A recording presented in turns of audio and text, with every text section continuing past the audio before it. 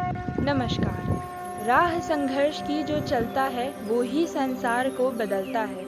जिसने रातों से जंग जीती है सूर्य बनकर वही निकलता है। अर्थात वह व्यक्ति जो अपने जीवन में आने वाली हर विषम परिस्थिति का सामना डटकर और निडर होकर करता है वही सच्चा योद्धा होता है। हरिवंश राय बच्चन जी की कविता की एक पंक्ति है कि है अंधेरी रात में दीपक जलाना कब मना। यह पंक्ति स्वयं में गागर में सागर भरने जैसी है। यह पंक्ति हमारे जीवन में आने वाले अनेकों उतार चढ़ाव विषम परिस्थिति में हमारी मनस्थिति को संक्षेप में दर्शाता है। यह हमें सिखाता है कि जीवन में संघर्ष करने से कभी नहीं चूकना चाहिए और हर वक्त कर्म करते रहना चाहिए। इसी बात को संक्षेप में वर्णित करने के लिए हमारी आज की यह प्रस्तुति है अंधेरी रात पर दीपक जलाना कब मना। इस मंत्र को आप सभी ने कहीं ना कहीं और कभी ना कभी तो सुना ही होगा। तो आज मैं आपको इस मंत्र का सही मायने में अर्थ बताने जा रही हूँ। है अंधेरी रात पर दीपक जलाना कब मना। यह एक ऐसा मंत्र है जो मनुष्य को जीवन में हार मानकर बैठ जाने से रोकता है। जीवन में कभी सुख है तो कभी दुख, कभी संयोग है तो कभी वियोग, कभी सम्मान मिलता है तो कभी अपमान, कभी पुरस्कार मिलता है तो कभी तिरस्कार। जीवन हार मानकर बैठ जाने का नहीं बल्कि चलते रहने का नाम है। हमें हमेशा ये याद रखना चाहिए कि असफलता ही सफलता की पहली सीढ़ी है।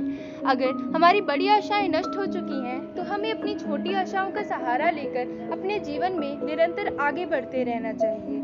जिस प्रकार हम बड़े बड़े त्योहार जैसे होली, दीपावली इन सभी को खुशी और उल्लास से मनाते हैं, उसी प्रकार हम छोटे त्योहारों को तो मनाना नहीं बंद कर देते, हम उन्हें भी तो उसी खुशी और उल्लास से मनाते हैं। इसीलिए अगर हमारी बड़ी आशाएं नष्ट हो चुकी हैं तो हमें अपनी छोटी आशाओं का सहारा लेकर निरंतर अपने जीवन में आगे बढ़ते रहना चाहिए, कभी रुकना नहीं चाहिए। असफलता एक ऐसी चीज है जो हमारे जीवन में इसलिए आती है ताकि हमें परखा जाए।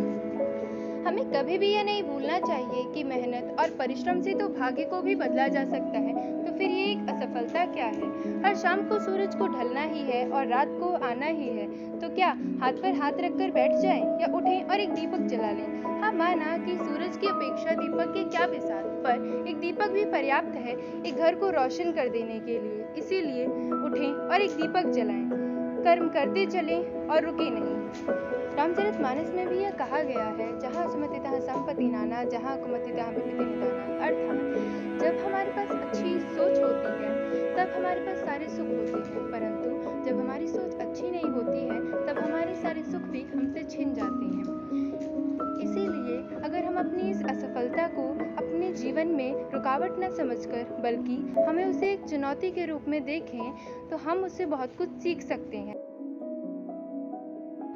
तो अब तो आप भी समझ गए होंगे कि कर्म ही प्रधान देवता है।